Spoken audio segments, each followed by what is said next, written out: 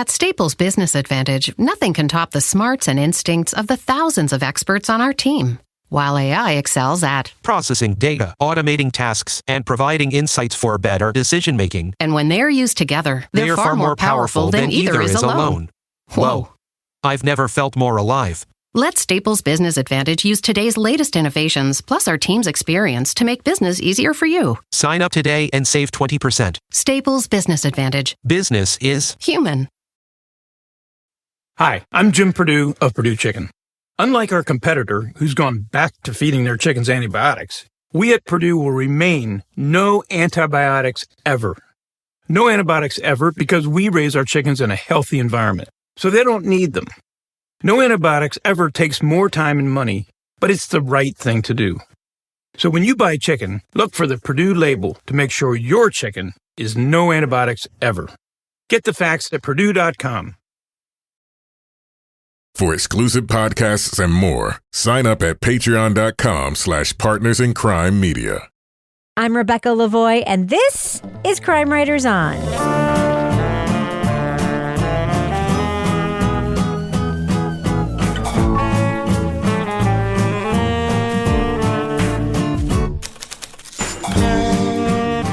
Crime Writers On is the original true crime review podcast that digs into true crime, pop culture, other podcasts. And on this episode, a collector thinks he's cornered the market on rare PEZ dispensers, but the company's CEO wants to shut him down. We'll discuss the documentary, The PEZ Outlaw.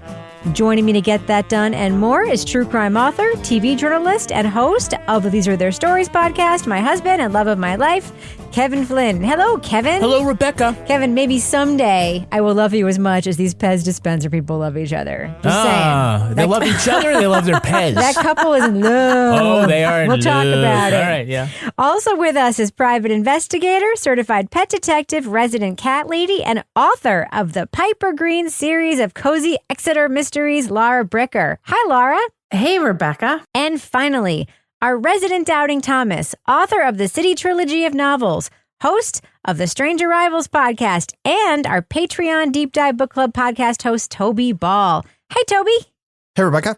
All right, so Kevin, this is Thursday's Crime Writers On. Yes. We also have a show coming out on Monday. As always. What is the topic of Monday's episode? We're going to be talking about the Netflix series Murdoch Murders, a Southern Scandal. What's that about? Goody. What's that about? I am looking forward to talking about that. Guess what? What? It's about the Murdoch murders. Oh, my goodness. And you remember that I was on the island where they had their little vacation home last summer, so I am particularly interested in this now. Oh, Yes. well, you're the expert. Yes. Well, I saw it when they were showing pictures at the trial. I was like, oh my God, that's the downstairs of the house that I scoped out and walked by when I heard about it. So I can was tell you really that Mandy Matney is not in this But miniseries. her former boss is. From Fitz News. Briefly in the miniseries. Very briefly in the miniseries. It's actually very in-depth and interesting. Well, we'll talk about it next week.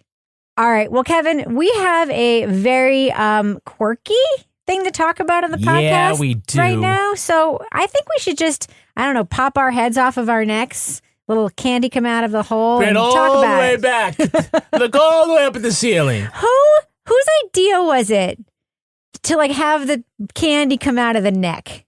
Seriously. That's a great question. Who thought, what a wonderful way to eat a candy? Pop a head open off of a stick and put your mouth on the neck like a little vampire and grab that candy out of the neck. Really?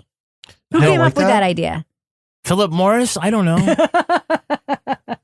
It's gross. It's super gross. Fortunately, they did not cover that in this documentary. It's where the PEZ came from. And I also want to know, There by the was way, an actual noticeable lack of historical background on PEZ. I also want to know, by the way, and this is pre-content content, who decided that these things were collectible? Really? Right? Well, if cereal boxes crushed up and flattened are collectible, what the hell isn't collectible? Okay, I think it's time to go ahead and drop that first clip. Now that we've started talking about it, I'm going to do that right now. When I'd get home and open that bag, it was diamonds. It was gold.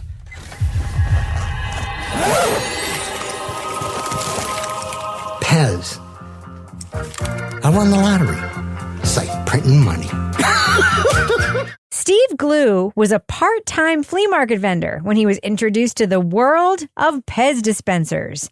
Learning collectors would pay big money for rare versions of the popular candy holders, Glew hatched a plan to visit Eastern Europe and get PEZ dispensers not available in the U.S. PEZ USA would say, no, it's stupid, we hate it. No, you're ignorant, we hate it. But everything unique and creative that they came up with, I could not get enough of. Connoisseurs marveled at Steve's collection of rare dispensers and paid top dollar for them. But the president of a company's U.S. subsidiary flipped his lid and vowed to shut down the bootleg operation any way he could. And in all honesty, Scott McQuinney was my arch nemesis. Oh, I hated his guts. And that's when I decided to become the PEZ Outlaw. The documentary, The PEZ Outlaw, profiles Steve Glew and his attempt to outsmart the candy maker and corner the collectibles market. Glew plays himself in lighthearted recreations of his smuggling operation, and the documentary features diehard collectors and corporate antagonists who recount how the operation flourished and eventually collapsed. Spoiler alert, we are going to be talking about plot points from the PEZ Outlaw. So if you want to remain spoiler-free, go to the estimated time code in our show notes to hear our thumbs up or thumbs down reviews. All right. So, Kevin, this is a bloodless true crime-ish story? Yeah. In what way? Well, no one died. Well, I mean, we're always kind of looking for true crime that is not on the gory side. Sometimes those can be hard to come by. We've seen a big shift towards the con man kind of story. And here is something in a similar vein. It's about a regular guy who has a dream. Now, he's somewhat... Is he a regular guy? It's not he has a dream to drive a Volkswagen Rabbit repeatedly through Hungary. Yeah. I mean, you can sum up like this whole story beginning to end and the time an elevator takes to go up or down. But it's victimless, Kevin. Yes. Well, except for corporate America. Who cares about them? It's a victimless crime, and that's why we can embrace it. It is a victimless crime, yeah. Right, and he's a quirky guy.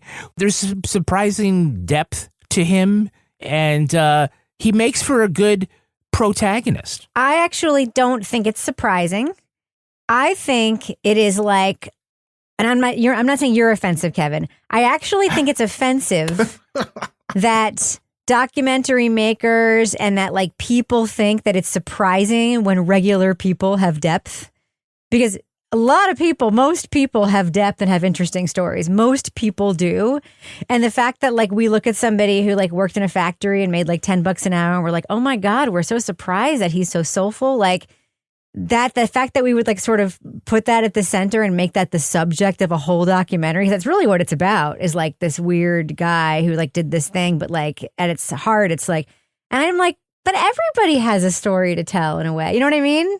But he's very smart, obviously. And I think a lot of the point of it is that like maybe he's a man who's trapped in the wrong life.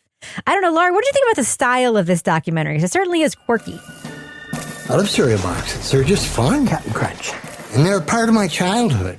We were the generation that ate the sweet cereal. And I eat the sweet cereal still. It's super quirky, and it reminded me of the Cocaine Island type. You know, we have this guy who's a little quirky who also does his own stunts. And I mean, he's got gray hair here. Now he's got his like dark beard on, but we still know it's him. And he gets to like recreate all these funny things. So I liked the style of this because, again, I go back to like, this was a crime where I didn't feel bad like rooting for him because the people that were the alleged victims in this, like whatever. But I think that the directors in this just were able to bring humor to it through these like dramatic reenactments. And it was like very stylized. There was parts of it that were sort of almost like a parody, I think, as he's like, "Brr, brr, brr," and they're like showing these dark images of him and his Volkswagen Rabbit outside a factory. And they're like, Hungary. And then he's got his little duffel bag, like running away. I mean, it was just when you go back to, he's like a Tom Clancy fan. So they almost make this like farcical sort of take on Tom Clancy in the way that they are having him reenact his like black market Pez. Like he's like the Robin Hood of the Pez underground. Like he's stealing from the rich to give to the poor. He's stealing from the rich to sell to the rich. To sell to the poor, yeah. Because there's like that lady that had the shirt, like she's like, and I've spent like, I don't know, however much it was, like $11,000 on a Pez. I'm like, are you fucking kidding me? But I'm like, hey, you know what? This just shows to each their own. It wasn't even Bubble Boy. Kevin, one quick question. Yeah. Did you wonder how they covered up his giant white beard with that tiny brown beard? That's right. I was like, it can't be it can't be him playing himself. His beard is too long. He had a giant ZZ Top beard, and then the recreations, he had a tiny little brown beard. How did they do that? Well, I would imagine, and this is just my guess, is that they did all the interviews, because then they had to go back and write the script for all the reenactments. So he might have trimmed it, or they just might have put a bag. It's fucking Hollywood. They can do that. It's a beard they green screened it. Yeah, they green screened it. Look, can I just defend my earlier comment? Sure. Because I wasn't saying you were offensive. I know, but I feel like I need to clarify because you're right. When he comes off, he says weird, right? But the reason I thought he ended up being so soulful is that in those recreations where he is acting, he's clearly acting. But like you say, the beard and the hat, all you see are his eyes. And he's emoting with them, and his eyes look sad anyway. So if there's a thing where, running around kind of crazy, that's something. But like in the quieter moments when he's looking around, I was like, wow, that's actually, I'm really kind of touched by that. I was busy being what I call PEZ Outlaw and doing what I needed to do to earn what I thought was being a man then. But I knew that I needed to be better. Look, when we saw Cocaine Island, where they did the same kind of thing, that has the same kind of vibe, like, I didn't get that from that guy. It was fun, and he's throwing, money around, and they're doing kind of the same thing, but I also didn't. It set me up for at the end when we really feel bad for his situation that I was like, oh, I feel extra bad. So, Toby, why do you think Steve did this documentary? I found myself asking that question. So I did all the way through, and then when you get to the end and you realize that he's like lost $500,000, he's $250,000 in debt, which makes me look back at it and feel badly about it. Because I think this must be a way for him to try and recoup some of that money. Like part of it might be his aesthetic, that he wants to like dress up weird and cruise around a Willy Wonka set with a bunch of Pez things. But it's definitely strange. And, when you talk about this being a victimless crime, like what he did was victimless, but he then became like a victim, not to get into all this shit again, but it did seem like it was kind of like the classic capitalist thing where you've got one small fish trying to do something and a much, much bigger fish sees it and just fucking squashes him like a bug through no effort. Like it literally took them no effort. They're like, oh, we'll just make a whole bunch of ones that look just like his. And that was it. I guess looking back on it, maybe I feel a little bit better about it. Like from the very beginning, I was like, okay, I'm like absolutely not the audience for this. Like this is not going to be, this is not up my alley, even though it's about a subculture, even though it's not beauty enough for you. Subculture dynamics going on, they don't dive into it the way they could have. Like that Austrian Pez collector, like that guy could have been an awesome villain in this whole thing. Like he's awesome. And they just like keep little bits of him. But if he was like the counterpoint to Steve, who I think Steve's sincere. I don't believe half of the stuff he says when he's talking about his Pez exploits. But I do think he's sincere in what he wants to achieve. He's certainly sincere about his relationships with his family, but contrasted with this like brash, arrogant Austrian Pez collector, it seemed like there was potential there. Anyway, that guy's the living embodiment of Schadenfreude. That guy is like, that guy is like the villain in Die Hard. He sort of reminded me. Hans Gruber? Yeah, he's like the Hans Gruber of the Pez Hans Gruber's world. way too cool. And he's like, he's got like his secret hiding place is something where he's got a ladder leaning up against a barn. And then he brings a ladder open to this thing that is unlocked and he just like crawls through it. He's like, oh no, you can't come up here. There's too much secret stuff up here. I'm like, dude, like literally, as soon as you go to bed, anybody can get up there. And you're on Netflix showing us. Yeah, I know. I always said to you, are you mad doing a movie about Steve? Okay. In my eyes, you're making a movie about the loser.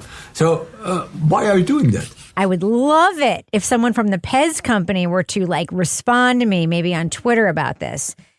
Why it was necessary for them to ruin Steve's little enterprise? Because every PEZ collector is good for your fucking business. They're evangelists for your goddamn brand, right?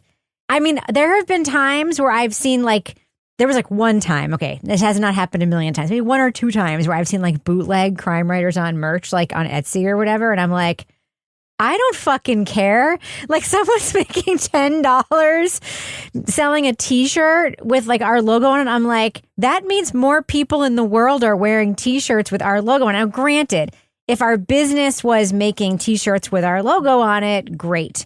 But PEZ is already selling this product so cheaply, they're not making like a huge profit on the dispenser, right? These people are making big profits on the dispenser, but they are also creating a marketplace that PEZ can then exploit by doing special edition dispense. Like these people are good for them. It's just like something about Steve, like specifically because he was winning, pissed them off. No, it's all about Scott McWitty, who is the president of PEZ USA. And he's just a dick? The president. Yeah. Right. I mean, I think we all have had a dick boss who, like, you just have to do what he wants you to do. Oh, have you, Kevin? Oh, more than once. He got a hair across his ass about Steve. And this whole idea that somehow he's being taken advantage of. And trying to pull one over on me. And he took it really personally. And I think that's in the end the way they finally bring Steve down, by taking all of his special ones and then like mass producing it so that the value of Steve's stuff goes down to nothing. Just seemed really personal. Yeah, it was personal. And I could see why he would take it so hard. It's one thing if you say, here's a subpoena, we're going to court, you lose, you can't do that. That's sort of like the normal way things get done, and you lose and you can be really upset. To come up and say, we're doing this whole fucking thing, we're going to take you, and this is how we're taking you out, that just seemed cruel. Yeah. Because they had to look at him across the it's hard to say, floor. Capitalism, that seemed cruel. Yeah, that seemed personal, yeah. So, Laura, the whole collector's world, which we get to look into, I can't really relate. I mean, I collect outer known blanket shirts, but I also wear them, right? So, you collect nice pants. That's collecting, but yeah. So like, there's a cereal box collector's market. Did you know that? No, I mean, I guess this documentary, I think what I found so fascinating is just a window into there are collectors for everything. I mean, I believe right now there's also a show, I want to say maybe on HBO, about like Beanie Baby collectors. And that one doesn't surprise me as much, but the cereal boxes and the level of organization of the cereal boxes was kind of next level. I mean, they were broken down, they were flat, they were organized by whatever. We see the guy eating cereal, we see his pets eating cereal. And it kind of made me want to ask, like, what do the crime writers on? What do we collect? I mean, I'm looking around my house. Legos. You collect cats. I collect Legos. I collect Lego things. Cats. Yeah. I also collect leggings. I have 2 drawers of really fun leggings. But I guess part of me was wondering, like, what do the people take away from collecting cereal boxes? Like, how is that gratifying? And I guess maybe in their world it is, but I was just like, so what? You just go down and you're like, oh, I remember this Captain Crunch was a really good vintage. Like, I feel like that's like a whole other podcast or like a whole other documentary, like the psychology of collectors of things that are so obscure and random that you're like, why is that a thing? Yeah. How is that a thing? Yeah. But what was interesting in this one is then you see like the PEZ people that are also next level. And again, like the Bubble Boy PEZ, the first PEZ to like, so ugly. You're like, I'm like, oh, it looks like the 3 little pigs, like, and I huffed and I puffed and I blew the house down. Like, why is that interesting? Like, can we at some point talk about this guy and his wife? We will. After the business section, which we're going to transition to briefly right now. Right, Kevin? Let's do that. What have we got going on our Patreon, Kevin? Well, at Patreon, which is at patreon.com/Partners in Crime Media. Pesnists in Crime Media. Pesnists, yes. No, Partners in Crime Media. Speaking of little tiny sweet things, Toby Ball has the Toby Ball's Deep Dive Book Club podcast. Toby's a little tiny sweet thing. And Toby recently recorded the latest episode. The book was called Karachi Vice. Toby, tell us what this book was about and what you thought. It's a good book. It's basically about the journalist who wrote it, Samira Shackle, follows about 5 different people who live in Karachi, very different walks of life, different areas of the city, and how they deal with, and this is like sort of 2005 to 2015 or something, how they deal with the violence and corruption in Karachi. And there's a whole lot of stuff that was happening in that time, which I was personally completely ignorant of. But it's, Karachi's 3 times the size of London. Oh. It's just it's like 20 million people. I don't know. It was really, I didn't know anything about Karachi. And this book is fascinating. The people that she writes about are all really interesting, and the way they approach sort of trying to get by with their lives in this very difficult city, the trade-offs, things like that. So anyway, we had a really good discussion about it. It's a really interesting book, which I highly recommend. If you want to hear Toby's discussion or any of the other great things we have on Patreon, including the Crime Writers On After Show, Laura Bricker's Leave It to Bricker podcast, or Meredith podcast, you can get 14 days free to give it a try. Just go to patreon.com/Partners in Crime Media. You can sign up 14 days. Listen to everything. Yes. A lot of people doing that, sticking around. Yes. A couple people downloading all 300 podcast episodes and leaving like an asshole. Really? No, I'm just kidding. No one's doing that. Oh, my God. A lot of people coming in, checking it out. It's taking food out of our mouths, people. No, they're doing great. Taking the braces out of our children's heads. Yeah. One of the great things we have is our latest episode of Married with Podcast.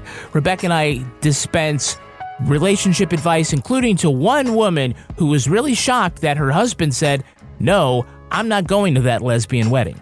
Oh, my God. Fuck that guy. Yeah. Her house is on fire. Also on Crime Writers On, yesterday was the latest episode of These Are Their Stories. And in this podcast, we're talking about the SVU episode with the Mean Girls. Yes! Where one mean girl takes out another mean girl. Spoiler alert, Kevin. I know it came out in 2004, but geez. If you don't know that, then you're probably not watching, but it's a really great episode. Great guest, too. Sonia Sells. She tweets as Hillary Banks. She's one of my favorites. Love her. Love her. All right, Kevin, before we end the business section, do we have any Patreon patron saints of the week this week? Our Patreon patron saints are Jessica Cato Zakis and Leroy Johnson. Bless you. Bless you, Jessica and Leroy. Thank you for supporting us on Patreon. Thank you for everybody who supports us on Patreon. Thank you to those who don't and who just muscle through the business section anyway. We appreciate all of it. Can I say Gesundheit to our patron saints instead of bless you? You can. Thank you, Laura. Gesundheit. All right, thus ends the business section. I'm going to fade that music out right now. At Staples Business Advantage, our team of experts can help you find the breakroom products to satisfy everyone's preferences, while AI can suggest popular items, monitor stock levels, optimize pricing, and automate reordering. AI can do a lot of things. But I can never know the taste of a truly great cup of coffee. Sigh. But you also can't get hangry. This is true. Let Staples Business Advantage use today's latest innovations, plus our team's experience, to make stocking your team's breakroom easier for you. Sign up today and save 20%. Staples Business Advantage. Business is human. Hi, I'm Jim Perdue of Perdue Chicken. Unlike our competitor, who's gone back to feeding their chickens antibiotics, we at Perdue will remain no antibiotics ever. No antibiotics ever because we raise our chickens in a healthy environment, so they don't need them. No antibiotics ever takes more time and money, but it's the right thing to do. So when you buy chicken, look for the Perdue label to make sure your chicken is no antibiotics ever. Get the facts at Perdue.com. Luxury is meant to be livable. Discover the new leather collection at Ashley with premium quality leather sofas, recliners, and more, all built to last. No matter how many spills, scuffs, or pet-related mishaps come its way, the leather collection at Ashley is made with the durability you need for the whole family. Shop the new leather collection at Ashley and find chairs starting at $499.99 and sofas at $599.99. Ashley, for the love of home. So, Laura, you wanted to talk about the extreme hotness that there was between the couple at the center of this documentary, Steve and his wife, right? That's just they just oozed sex. They could have their own podcast. Sparks were flying, right? Yeah, I mean, I have to say I loved it because, you've got him. He kind of looks like a caricature of like ZZ Top Santa. He looked like Bilbo Baggins is what he looked like. Yeah, you got her. And she's like, well, he's just kind of a creative person, but his mind wanders a lot. But the segue into their relationship is she's like talking about it was lust at first sight. And she goes, and we had good sex. We still do. And I'm like, oh, good for you guys. Oh my goodness. I was kind of inspired. So I would like an entire documentary about how they keep the spark alive, quite honestly. It was not love at first sight. It was lust at first sight. Let me say the sex was really good for a long time. What do you think of this couple, Kevin? Were you inspired? Was I inspired? Yeah, I mean, it's great. I mean, I think that the laughing about, their sex life aside, they really love each other. And he really leans on her. And she's so supportive. And we find out, more and more about his emotional, mental issues that he's dealing with. And he's certainly trying to find himself. And that's sort of like what we get out of him. But I don't know if I could say it like this, but I'm looking at them and I think, man, I hope he goes first because I don't know what he would do without her. I completely agree with you. So, Toby, what did you think of Steve's plan here when he completely legally commissioned his own PEZ dispensers after, quote, illegally importing PEZ dispensers from, procuring them directly from Eastern Europe, which, by the way, didn't appear to be illegal at all to me, considering that PEZ never registered their customs marks and never made that an illegal thing to do. Yeah. I don't understand that at all. How you like me now? Oh, by the way, how funny was that German guy at the end who was like, we have an expression in Germany. It's like, das Pest? Anyway, what did you think of the fact that he devised this new scheme, which also seemed to be completely fine? I don't know. As soon as he started talking about it, my heart began to sink for him because it just didn't seem like that was going to work out very well. He was going to be charging $25 for a PEZ dispenser. And I know there are people who will spend $25 for a PEZ dispenser, and I'm sure he knows how to reach all of them. I can't imagine that number is huge. And I wasn't even thinking about the fact that the people at PEZ would just squash him. Because quite honestly, if you have a PEZ dispenser, but you don't have any PEZ, that's not all that awesome. So you would think the PEZ people would be just like, this is just more PEZ I can sell. You would think that, wouldn't you? That's what would follow in my mind. It is kind of weird in that PEZ dispensers are only good for one thing, and that's delivering PEZ. And in your mind. It's sort of like this own little ecosystem that's all coming from PEZ. So when somebody makes a knockoff PEZ dispenser, it's like the only thing you're trying to do is take market share of our very specific thing that we do. So it doesn't surprise me that PEZ would feel, annoyed. Again, it's like, how many people are going to buy this $25 PEZ dispenser? We can get one for $1.99 plus a thing of PEZ to put in it at the local grocery store. It just doesn't seem like you're competing on the same thing. The only way I'm buying the $25 PEZ dispenser is if it's got PEZ CBD /THC /something in the PEZ. Right. But I will say again, so I put on my Viagra. You are creating demand around evangelism for the brand. I do not get why that is bad in any way. Well, no one is saying this is a white paper for building market share or activating a rabid fan base. I think a lot of it, I don't know how explicitly they go in. It's certainly what I inferred was that, the problem was in part Steve's plan, although he was sort of in a gray area, but that instead of embracing the opportunity, the guy who was in charge of PEZ, who everybody says was arrogant and an asshole, just tried to get even or just tried to squash this guy. And it ends up being, this David Goliath kind of thing about when a, guy who's a machinist from Michigan just wants to follow his dream, to go up against the man. Well, just wait until he gets stomped on. I think if it were, I don't know, right, if it's Hint Water or if it's This outerwear podcast shoes. is sponsored by Hint Water, aspirationally. Yeah, like if Hint Water says like, hey, would you stop talking about us on your stupid podcast?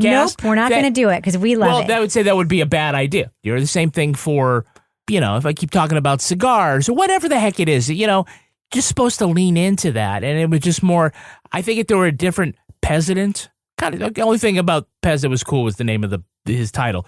If there was a different president, this might have gone down differently. Yeah. You could make it fun, right? I mean, it's a candy company. It's like Smarties with a strange delivery system. Why turn it into this like ruthless thing? Just freaking have fun. Like encourage people to make PEZ machines. It's just like, I mean, it's a fucking niche candy, man. Like you don't see PEZ around everywhere. When was the last time you saw somebody popping out a PEZ machine, PEZ dispenser? I mean, it's just not around. It was probably like a vape when you thought it was a PEZ dispenser. Exactly. I mean, it may be as marijuana becomes more widely legal, perhaps that is what they could do is make, I think Laura's onto something with the THC PEZ candies. I would totally buy that. We should patent that, and then we should have our next enterprise. Go to Taiwan. Mr. Whipple will fucking crush us. You know what they could be? Dispensary dispensers. That would be amazing. A PEZ dispensary. Oh my God. Ooh, my mind is blown right now. You could have like a little Snoop Dogg one. PEZ dispensary. Toby for president of the PEZ dispensary. Oh my goodness. Look at us. We're so entrepreneurial. This is not part of that documentary, but Toby, I got to say, I had a boss whose only idea, like if you called in sick, he just wanted to make sure that you're not playing him. Yes. Right? And that's all, and that is all this is really about. That again, if it was somebody else, maybe they would have sicked the lawyers on him or whatever. But to make this the guy's mission, that he would fly to Europe to yell at all the guys, running PEZ International that you can't sell to this guy. And I love the fact that guy Gunter, who actually ran those factories, kept playing off like, no, I don't know him. He's like the prototypical Eastern European bureaucrat. Like, no, just give me some money and you can do it. And I don't care. I'm putting it in my pocket and you don't know me. You don't know me. It's great. Gunther didn't give the money to PEZ. He kept it. Oh, and the last thing he says as he's getting out of the car, he leans back in and he goes, I don't know you. I don't know you. Kevin, has enough time passed where we can say that your ex-boss would give you shit for taking sick days when you were getting your cancer treatments? That motherfucker. Yeah. Dude, that doesn't take all day. That guy was. Yeah. That guy was a peasant. I was salaried and I had to come back and stay late to make up for my visit to the doctor. All of the restraint that we had, we were doing the podcast at the time, and the restraint that we had to not talk about that on this stupid podcast. Good for us. High five, bro. High five. My mom says you'll never regret taking the high road. No, I kind of do regret it, though, because it don't work for him anymore. That being said, one final thing I wanted to ask you, Laura, is it satisfying for you to see these people at the end are, in fact, horse people? I mean, I will say that horse people are a little bit nuts. I guess it doesn't really surprise me. I think it fits the stereotype. So, yeah. I mean, maybe my friend Ann and I can go visit their PEZ ranch and ride their horses. I don't know.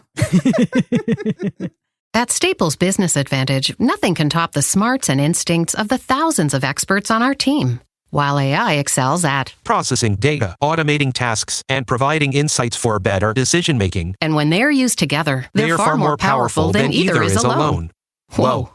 I've never felt more alive. Let Staples Business Advantage use today's latest innovations, plus our team's experience, to make business easier for you. Sign up today and save 20%. Staples Business Advantage. Business is human. Hi, I'm Jim Purdue of Purdue Chicken. Unlike our competitor, who's gone back to feeding their chickens antibiotics, we at Purdue will remain no antibiotics ever. No antibiotics ever because we raise our chickens in a healthy environment, so they don't need them. No antibiotics ever takes more time and money, but it's the right thing to do. So when you buy chicken, look for the Purdue label to make sure your chicken is no antibiotics ever. Get the facts at Purdue.com. Luxury is meant to be livable. Discover the new leather collection at Ashley with premium quality leather sofas, recliners, and more, all built to last. No matter how many spills, scuffs, or pet-related mishaps come its way, the leather collection at Ashley is made with the durability you need for the whole family. Shop the new leather collection at Ashley and find chairs starting at $499.99 and sofas at $599.99. Ashley, for the love of home. All right, let's do what we do. Let's let our listeners know, should they check out The PEZ Outlaw? It's a documentary now streaming on Netflix. Laura Bricker, what do you think? Thumbs up or thumbs down for The PEZ Outlaw? Yeah, you know what? I'm giving this a thumbs up. This was super fun to watch. If you have friends that are not necessarily into true crime and the style of documentaries we watch, if you loved The Legend of Cocaine Island and want a new hero to root for, The PEZ Outlaw is the hero for you. If you love Volkswagen Rabbits and you want to see more Volkswagen Rabbits used as getaway cars, The PEZ Outlaw is a documentary for you. So I'm giving it a big thumbs up. I enjoyed it. It's only an hour and a half long. It's kind of like a snack size sort of magazine feature told in documentary film form. And it was super fun. Toby Ball, what do you think? Thumbs up or thumbs down for The PEZ Outlaw? Yeah, this thing just was not made for me at all. It didn't. About 15 minutes in, I was like, I think I'm out on this. The main character, this guy, Steve, I think is, I think it's in a lot of ways a likable guy. And I have some sympathy for him and his experience. I didn't necessarily need to know as much as I did or see it reenacted in these kind of wacky ways. So anyway, yeah, I mean, I could see like Laura really liked it. So I'm sure there are people who would like it, but that wasn't me. I don't want to trash it, but I'm a thumbs down. Kevin Flynn. I'm going thumbs up. I liked it because it was fun and quirky and visually interesting. It's really a character study about Steve, a guy who has a dream and decides to leave the workforce to pursue it. And I think the four of us can relate to that. He's trying to find his own kind of happiness, dealing with his own struggles, and it's working until the man comes along, right? Like a PEZ candy, it is sweet, it is small, it is not intended to have any sort of nutritional value, just like this documentary. It's just a fun little snack. I'm a thumb sideways on this. I didn't really super like it, but I also didn't hate it. I will say I've now seen 4 movies in this style. I have seen McMillions, Cocaine Island, Pepsi Where's My Jet, and now this one. So this is a style of documentary making that is, for me, getting a little bit tired. The person doing their own reenactment, the sort of quirky, over-the-top, surreal, bringing the Tom Clancy novel into the workplace kind of thing. And it's not fresh and new anymore. So there's that. Plus, I really want to agree with something that Toby said, which was, while I was watching this, all I could think about was the better documentary that could have been made using all of these same people. Steve should have been a character in a different documentary about the subculture of PEZ collectors. Steve's story, by the way, of being completely like this capitalist little guy story could have been told in a better documentary about the super weird niche subculture of PEZ collectors, the feuds within them, the different types of people who are like attracted to this collection culture, the huge money that goes into it. There's just stuff there that just didn't get into that I have so many questions about that I actually would have loved to have learned about. So yeah, it didn't deliver on any of that stuff. And, stylistically, it just felt a little bit like a retread for me. So I didn't hate it, didn't like it, thumb sideways for me. All right, that's going to do it for us. But before we go, Laura Bricker, do we have a cat of the week this week? Oh, we have a cat of the week, and it is a TikTok sensation. Yes, really? I'm feeling so hip. I'm on the TikTok. Good for you. I mean, I don't know how to use it, but I'm on the TikTok. And this cat is named... When Laura Bricker uses the TikTok. Is that the voice? You know that voice? I find kittens of TikTok. Rescue cat, kitten love. Cute. Anyway, Small Fry is a kitten that is on the TikTok, and she belongs to one of our listeners and has brittle bone disease, and she is still living her best life. And if you go watch My Small Fry on TikTok, you can see all the things that Small Fry has been up to. Is she like Mr. Glass in Unbreakable, that M. Night Shyamalan movie? Kind of. I'm not totally sure. I'm going to have to do a little research, but I loved the cute little videos that I saw of Small Fry on TikTok, kind of going around doing like this little like funny little walk, but like still living her best life. I feel like Small Fry needs some vitamin D and calcium, but thank you very much. Maybe Small Fry needs some hint water. You can never get enough of that hint water. Again, I have had 3 today, and I never drink water. I've had 5. All right. Laura Bricker, if folks want to reach out to you with their animals who are social media stars or not, any kind of animal can be cat of the week. Of course, they can email us at crimewriterson@gmail.com, post them on our Facebook group. But if they want to reach out to you directly on social media, how can they find you there? They can find me at Laura Bricker. And Joey Ball, folks want to reach out to you and say, hey, PEZ dispensers are for more than just dispensing PEZ. How can they find you on Twitter? At Toby Ball NH. Kevin Flynn, how can you be found? Find me at Kevin P. Flynn. And if you want to follow me on social media, find me at Reb Lavoie. I'm on Twitter, Instagram, everywhere. You can also follow the show at Crime Writers On. And please join our incredible group on Facebook. Just look for the Crime Writers On official Facebook discussion group. Go to our Facebook page, hit join the group, answer a couple questions. We'll let you in. Support the show at patreon.com/partnersincrimemedia. You'll get the Crime Writers On After Show, Married with Podcast, Laura Bricker's Leave It to Bricker podcast, and Toby Ball's Deep Dive Book Club podcast. Our theme song was composed and performed by Ty Gibbons. Our line editor is the incredible Olivia Burdett. The executive producer of this fine program is my husband, Kevin Flynn. This show was recorded in the Treehouse Yoga Studio above the Mockingbird Cafe in Bay St. Louis, Mississippi studio, otherwise known as Studio C, the closet in our New Hampshire basement, where Kevin sells his extensive collection of cereal boxes, 1 per household. On behalf of all the crime writers, thanks so much for listening. We will catch you later. So I would like an entire documentary about how they keep the spark alive, quite honestly. An entire documentary? Well, no, I would like a side podcast. Maybe they could just come on Married with Podcast for 5 minutes. I don't know if I need an entire documentary. Yes, could they come on Married with Podcast for PEZ dispensers aren't the only thing they're collecting. You can do more than just flick a guy's chin. Does he do something funny with the beard? I don't know.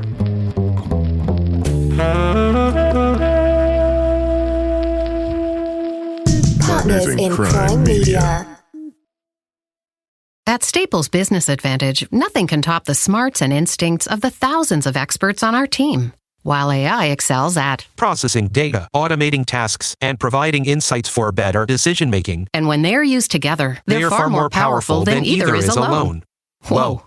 I've never felt more alive. Let Staples Business Advantage use today's latest innovations, plus our team's experience, to make business easier for you. Sign up today and save 20%. Staples Business Advantage. Business is human.